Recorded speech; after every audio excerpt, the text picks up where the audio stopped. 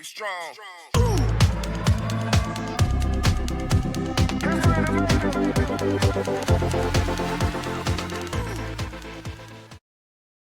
Well, hello, everybody, and welcome to this week's episode of the Beautiful Bag Podcast. I am your host, LeeAnne Hayden, coming to you from my new office in the loft. So this year, we decided John likes working out in the kitchen area, like out where I used to work, the big conference. He called it the conference table. And if you're watching me on Spotify, I've got my air quotes going. So, and that's one thing before I jump into it.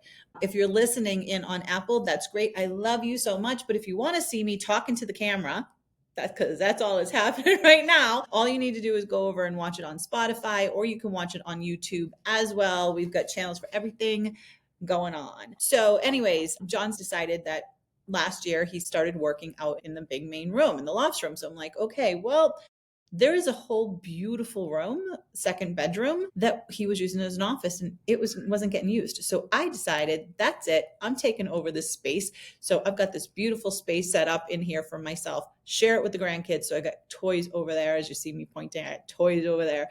But I've got the whole rest of it set up for myself to be able to work and record these podcast episodes for you guys.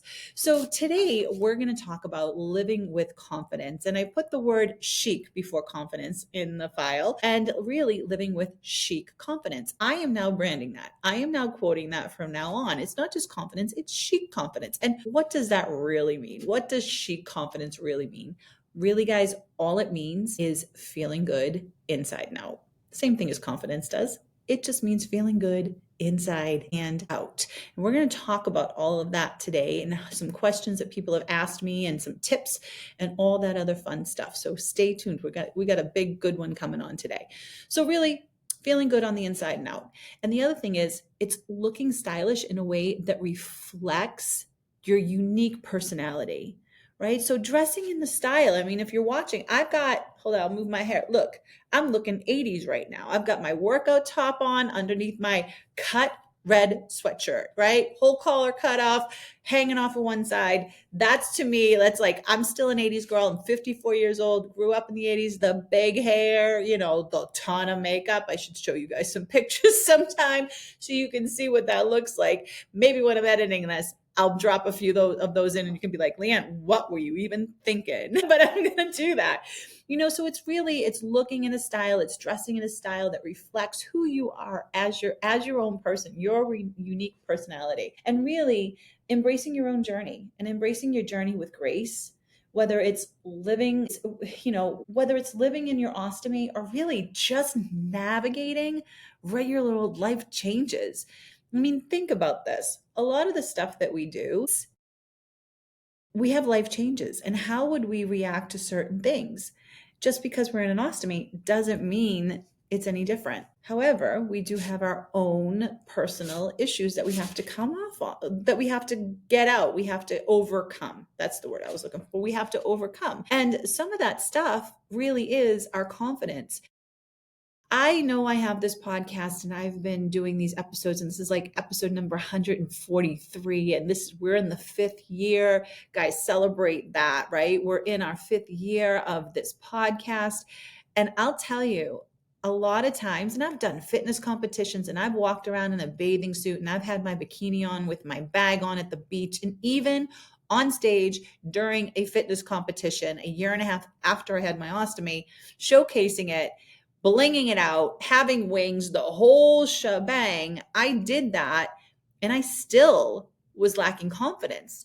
It really was me having to overcome that fear. It was really more fearful than confident, like overcoming the fear to be able to do the thing. And that's really, every time you do that, little step by little step, that's where confidence starts to build up, right? So now I have no problem walking around in a bathing suit, right? I've had my ostomy now, guys, next week. It's 9 years. 9 years next week is my stomaversary. Let me get that word out right. It's my stomaversary next week. And it's going to be 9 years with it. So I've had 9 years to really try and learn this thing. And maybe you're brand new at your ostomy and you're just starting to figure it out. Or maybe you've had it for 20 years and you're like, you know what? I need to get the heck out of the house and I need to start doing more things and living a little bit more. Well, I hope that you get to do that with some of these tips that I'm going to share, right? So, what's the big thing? For me, fashion is your confidence booster, right? So, here's some things you want to do. You want to have, when you're choosing your outfits, make sure when you're putting your clothes on, you're like, I feel good in this. Sometimes, guys, I've put on like 20, all right, 25 pounds in the last 3 years, probably 2, 3 years. I've put like 20, 25 pounds on. Don't ask. Listen, 54. I'm going to blame it on that. But, um, you know, so some of my clothes just don't fit the way they used to. So I'm putting on a pair of jeans and I'm like, whoa, let me jam myself into this. Now, mind you, back in the 80s, I would have laid on my bed, got my, coat hanger, hooked it into that zipper. Yes, gentlemen, us ladies did that back in the 80s. And I would lay on the bed, get those jeans in there and have to hold it together and pull with a coat hanger to try and get those jeans on and then roll yourself up and then you're all sucked into it, right? So those days of me wanting to do that are long gone. So when I put on some weight, my clothes don't fit anymore. So what did I have to do? I had to go find new clothes, right? The right size clothes, things that would look good on me and it's trial and error. It's absolutely trial and error. I feel like wearing like lower rise jeans? No, I wear the high rise jeans and I like the high rise jeans for us because it keeps everything in. Ladies, gentlemen, you really don't have to worry about that unless you're one of those guys that wear your pants down to your hips with like your underwear showing. Most of you do not do that. So for us ladies, it's like, what style's best gonna fit me? What's gonna be what I want to be comfortable in? Some people don't like their bag tucked into their clothes. Some people wear their bag outside of their pants, right? So they wear lower pants, so the bag's outside of the pants, and then you wear a bigger top over it so that your bag has room to breathe.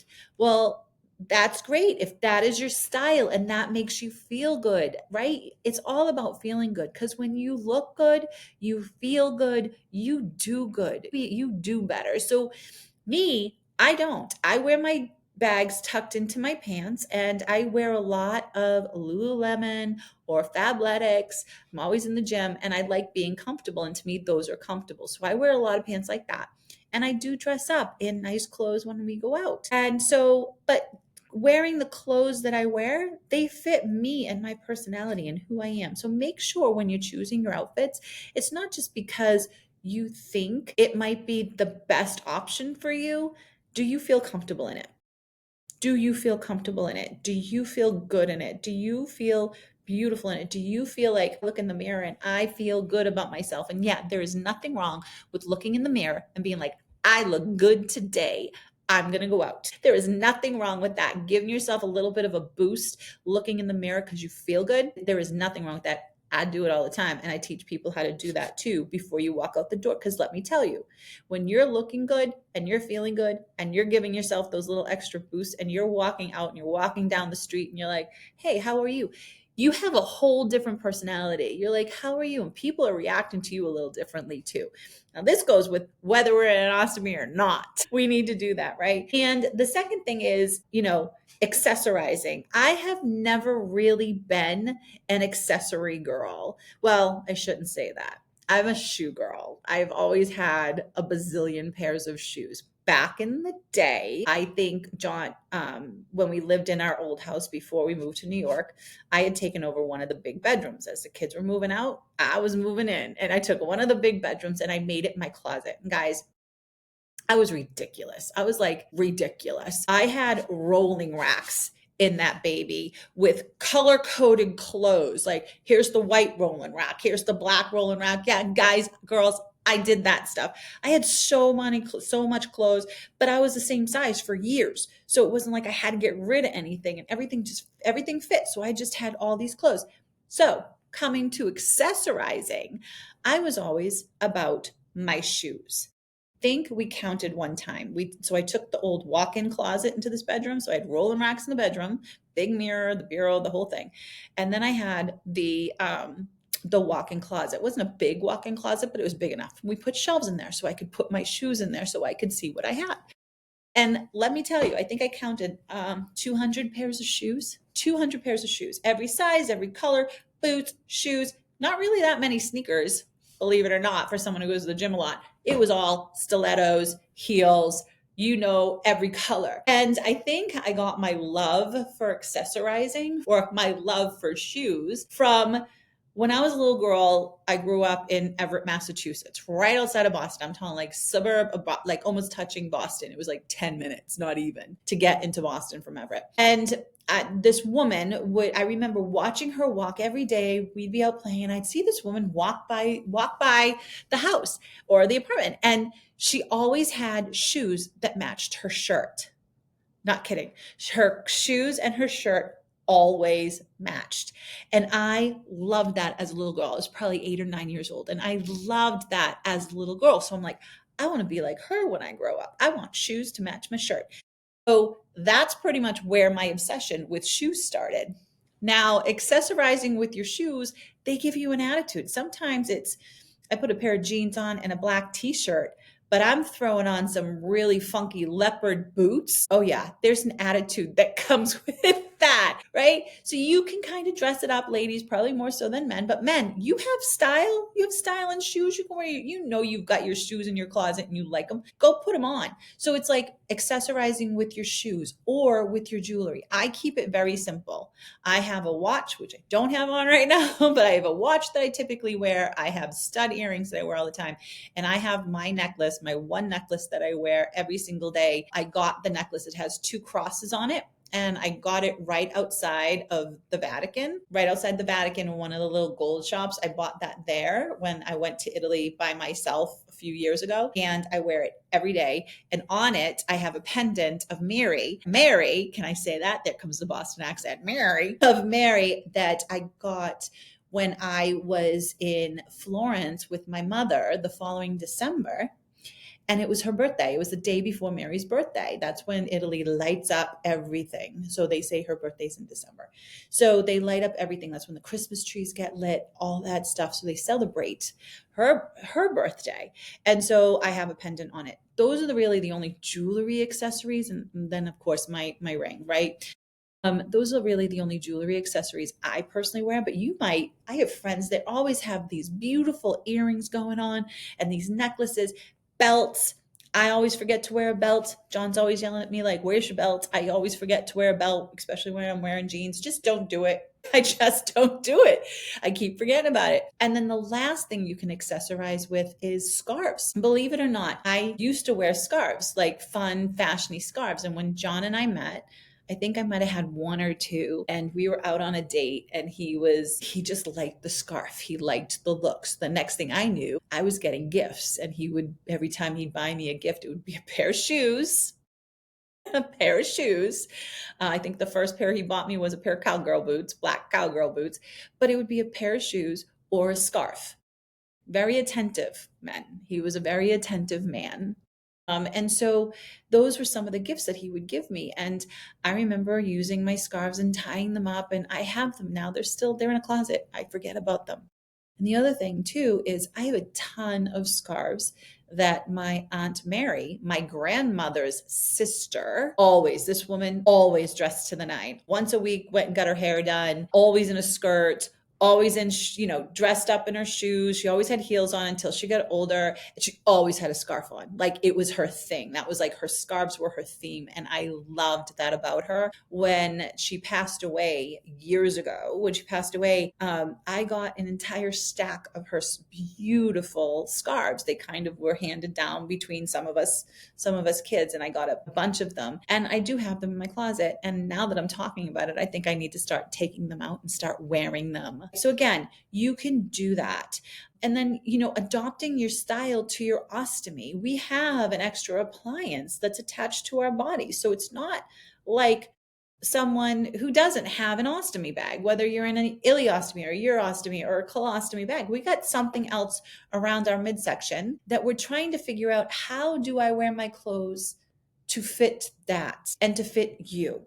So, like I said a while ago, it is what you feel comfortable in. It is what's going to give you your unique personality, however that shows up for you. And whether you're watching some ostomates online and you're like, oh my gosh, I love her style, go ask them how comfortable they feel in the clothes that they're wearing. They're going to tell you, and even ask them where they got it. They will tell you. We will all tell you, myself included. So it really is. So that's the outside of your confidence. It's, is your hair done? Did you do makeup today? Do you feel good about yourself? Do you like getting your nails done? I know this is a lot about ladies, guys, but guys, is your beard trimmed? Did you get your hair done? Did you get your hair did, right? Did you get your hair cut? How do you feel about yourself? And so really, and that's like the confidence on the outside. Now, confidence on the inside, that takes a lot more work, believe it or not. I use fitness as a big confidence booster for myself. That's what fits me. I have worked out since I think I had my first gym membership at 16 years old, and I've lifted weights since I was 16 years old. And that is probably one of the first places where my confidence starts, because when I go and attempt to do a lift or a workout or a run back in the day, I do not run. Like I say, I do not run. If you see me running now, it's something's coming to get me. I know I ran a half marathon. Like, I'll jog around a block. That's not running. But if you see me running for miles, try catch up, because something's coming. Something's running behind me. You want to be a part of that, right? You want to get out of here with me. I'm just saying. But literally, like, I use fitness for my internal confidence, right? So a lot of times people are like, well, how can I work out? And I'm going to do a whole nother episode. I've done episodes in the past on the things that you can do to work out to protect yourselves. We've got to protect our core. We've got to protect against hernias. We've got to protect a whole lot of stuff. However, you always want to check with your doctor. Now, my doctor told me, because I worked out 6 days a week up until the day of my surgery. And after my surgery, I'm like, when can I go to the gym? Like, when can I start working out again? He's like, well, you're going to get up and start walking. But if you want to start lifting weights, you're going to have to start small, slow and steady, but not until 6 weeks after your surgery, when things are healed. Now, he never mentioned to me worrying about a hernia or any of that stuff. Why? Right? Like, in his mind, I'm thinking it was, why have her worry about that stuff when you can get a hernia from sneezing without an ostomy? So I do go slow and steady, but I have always worked out, so I know what I can do. Now I lift heavier all the time. Like, I lift heavier on some days, and you'll see ostomates out there deadlifting hundreds of pounds. Some of these guys that I have been on the podcast or that I see out online, like, they're lifting heavy weights now. They didn't start that way. They slowly got to that point. Now, fitness, working out, it's dopamine, right? It's dopamine. It makes you feel good, which then again can help build your confidence. And again, when you're working out, moving, walking, even walking, and you know me, I walk every single day. Whatever my step count's supposed to be that day, it's getting done. Walking is a great movement for you. Lifting weights or building muscle, even doing some body work, is great for your body. Now, again, check with your doctor first. I'm going to say that all the time, because some people might not be able to do that. So that for me is coming from within. The other thing is like self-talk. Self-talk. How do you talk to yourself? And I learned this a long time ago when I was doing my network marketing businesses or my sales stuff, like way like back in the day. I would turn around and I learned a lot about how you talk to yourself really does matter. And people like, I remember hearing this woman on stage one time, and she was like, that voice. And I was like, what voice? And she was like, yeah, that voice. That voice. I said, what voice? I have a voice that talks to me, and you're probably doing the same thing right now. That voice. And sometimes you just got to tell it to shut up, right? Sometimes it's not saying the nice things to you. And I had to train myself years ago to be like, how would I talk to my friends? Would I let this voice that I'm hearing in my head, would I let this voice talk to my friends like that? Nope. I wouldn't sometimes. Sometimes the voice in that head has not been so nice. And now I'm like, you know what, dude? Shut up. Like, voice in your head, go away. You have no place in my life unless there's something positive you want to say to me. So talking to that, but that has taken time. That is taking me journaling. I journal every single morning. And I know I don't talk about my faith a whole lot, and I might start a lot more, but for years, I get up in the morning and it's quiet. John's still sleeping. Now, mind you, kids are grown and gone. So I have those quiet mornings and I get my cup of coffee and I sit on my couch and I listen to the Hallow app and listen to whatever the verses are for the day that they're talking about, whatever the message is for the day. But I grab my journal and every single day it is Good Morning, Father. And I have a discussion in that journal with my father, right? With God. Good morning, Father. I slept awful last night. Here's what was on my mind. Help me get through this. Or I slept fantastic last night. What am I grateful for? In this journal goes 10 things that moment in that day that I'm grateful for. And it doesn't have to be these huge things. It's like, I'm grateful for my quiet time in the morning. I'm grateful for this cup of coffee that I'm holding. Mind you, I'm drinking tea now. I'm grateful for this cup of tea. I'm grateful for this cup of coffee. I'm grateful for my health. I'm grateful for my family. Like, what am I grateful for? And when you start your day with gratitudes, the rest of the day starts to pick up a little bit more. Another thing that I start to do is also writing down my wins. Like, what did I win yesterday or today? Like, what are my wins for that moment? My wins were I got a great sleep, or my wins were I went to bed at 9 o'clock and I didn't stay up till midnight. Whatever the wins are, I write down a win. And that adds to building your confidence. And one of the hardest things to do, one of the hardest things, and I think social media plays this big part in this, one of the hardest things to do is to not compare yourself to others. Like, that is probably the hardest thing. I know I struggle with that. I struggle with that myself pretty much almost on a daily basis, because you're going through these social media platforms and you're looking at people and you're like, well, look what they look like, or look what they're doing, or why can't I do that? And it was even back again when I was building businesses, whenever I started to do that, it was like, well, look how far ahead they are than me. And then again, that's where my faith stepped in and said, hey, LeeAnne, you're exactly where you're supposed to be. Or it was, let me start to look at them because that's where I want to get to.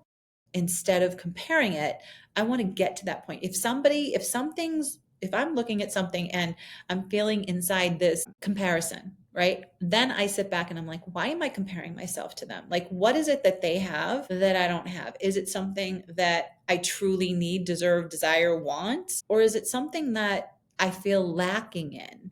And if it's something that I feel lacking in, then I take a deeper look. Why do I feel lacking in that? And then that way I can figure it out. Like, I feel lacking that my business didn't grow X amount of money. They're there and I'm still here, and they've been doing the same thing I've been doing for the last 10 years. Well, what else did they do to get there that I didn't do? And so those were some of the questions that I had to do for myself. And then the last thing really is community and support. Ever since I was, getting into business or fitness competitions or any of the things that I used to do, I was always around a community of people. I love people. I've realized that a lot of the things that I've done in my lifetime was because I was surrounded by great people. And I can do things by myself. I just prefer to do them with others. And so really having people around you to help boost you, to help tell you, to help get you to the next place, to help level you up, to call you out on things that you weren't really doing right. Like, who's going to call you out on some of that stuff? And who's going to be there with you through the good times and the bad times? Going through your surgeries, going through your illnesses. I mean, I had cancer and it was a sarcoma tumor in my pelvis floor. They found the tumor in September of 2014.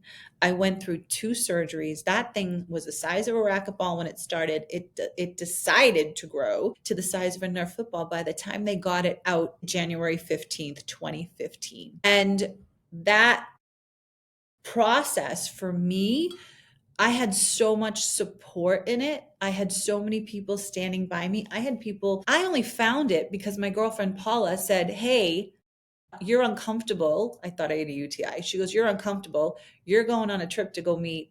At the time I was working, I was going to meet Tyra Banks one-on-one to have a meeting with her about business stuff. And she's like, "You're going to go meet Tyra feeling uncomfortable. Get your butt to the doctor." So I have to say thank you, P, for always having my back and giving me that little extra nudge, or we wouldn't have found it. However, finding that support, mine was cancer. They got the tumor. Everything was great after that. Some people have chronic illness and it's ongoing, and you have to continuously go through pain sometimes. Just because you have an ostomy, sometimes you might not be cured, and I put that in quotes, cured from whatever illness decided to come upon your body. And you need support. You need friends. You need people around you, good times and bad times, to celebrate you. So make sure that the people that you're surrounding yourself with are there, supporting you, helping you, understanding you. And if they're not, maybe you need to reevaluate some of that. Your friends always will be there. Your family will always be there to help you in your confidence level. And if they're not, then there might be having some discussions,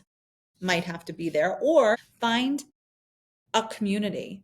So where we have the UOAA here in the US, right? So there are support groups. They listed, if you go to the website, there are support groups everywhere.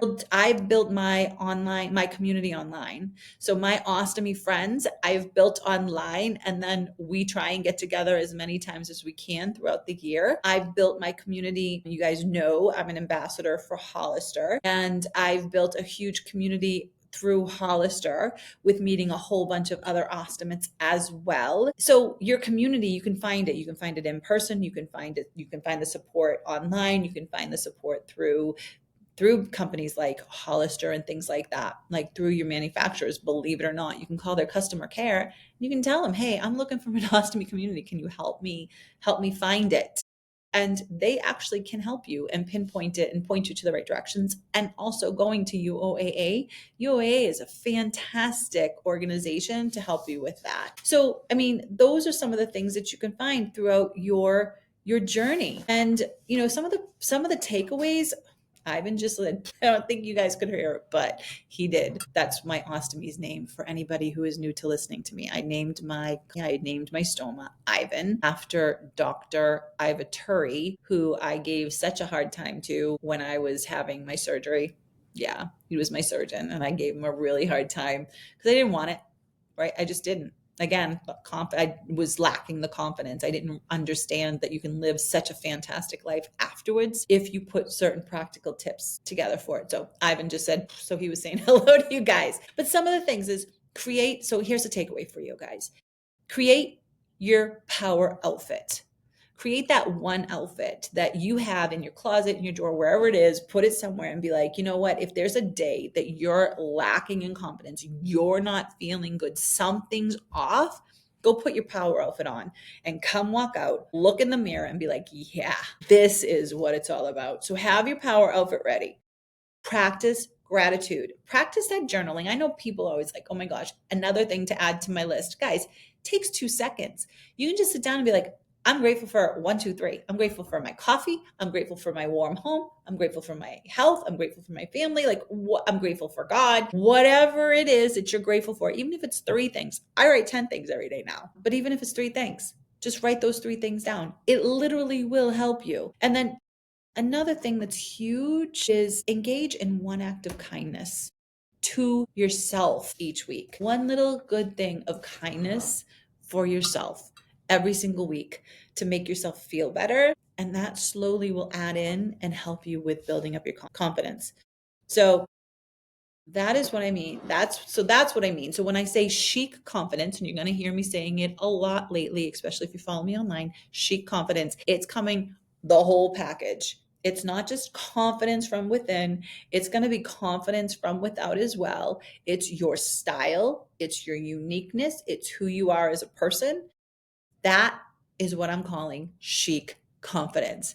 So Ladies, gents, that is all I have for you this week. Let's get our confidence game going on. And this is a reminder for you guys. Next Wednesday night, January 15th, I, well, I hope so, myself, along with Ryan Van Boris, nude food dude, one of those. Like, I always mess it up. I always get it all confused. Anyways, nude food dude, Ryan Van Boris, we are hosting alongside UOAA. UOAA has an Ostomy Academy, and every quarter they have this live webinar where two people or a person will get on, teach and train on something. You can ask questions, we can be engaging. So we are going to be doing that next Wednesday, Ryan and I, and we're going to be hosting it on, guess what? Body image. Yep, you know it.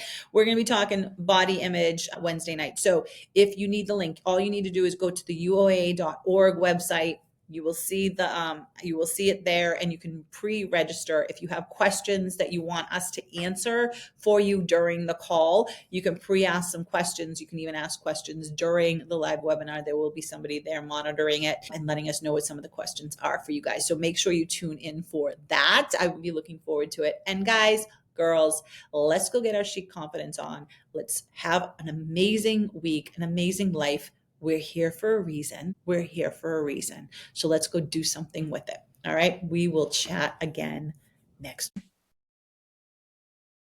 These testimonials are representative of my or our experiences, but the exact results and experience will be unique and individual to each person.